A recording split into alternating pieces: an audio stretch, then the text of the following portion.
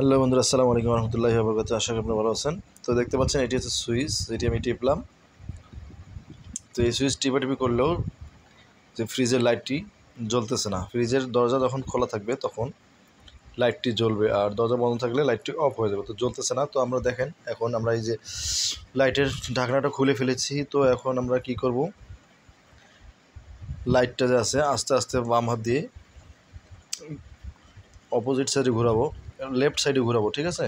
এটা বাল্বটা খোলা হয়ে গেছে, তো বাল্বটা কেটে গেছে। তো আমরা এখন নতুন একটি বাল্ব লাগাবো। তো আপনারা যারা যারা পারেন না বাল্ব কীভাবে লাগায়, আপনারা ভিডিওটি ধৈর্য সহকারে দেখেন। এই যে আমরা নতুন বাল্বটি হাতে নিয়েছি, এখন আমি বাল্বটা লাগাবো। দেখেন, আস্তে আস্তে করে আমরা ডান পাশের দিকে ঘোরাতে থাকবো।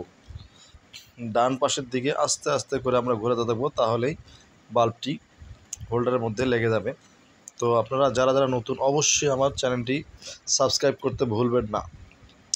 তো আপনারা এখনই দেখে শিখে ফেলবেন যে কিভাবে ফ্রিজের নতুন বাল্ব লাগায়। এই যে আমাদের বাল্ব লাগানো হয়ে গেছে, এখন দেখতে পাচ্ছেন আপনারা বাল্বটি জ্বলতেছে। তো আপনারা ভুল করেও লাইন অন রেখে জ্বালাবেন না। আমরা টেকনিশিয়ান দেখে আমাদের সেই সাহসিকতাটা আছে। তো আপনারা যারা নতুন, অবশ্যই সুইচ অফ করে, এই যে দেখতে পাচ্ছেন আমরা সুইচ অন অফ করলাম, এখন আমাদের বাল্বটি জ্বলতেছে, ঠিক আছে। তো এভাবেই ফ্রিজের বাল্ব লাগাতে হয়। ধন্যবাদ, ভালো থাকবেন, সুস্থ থাকবেন। আসসালামু আলাইকুম রহমতুল্লাহি।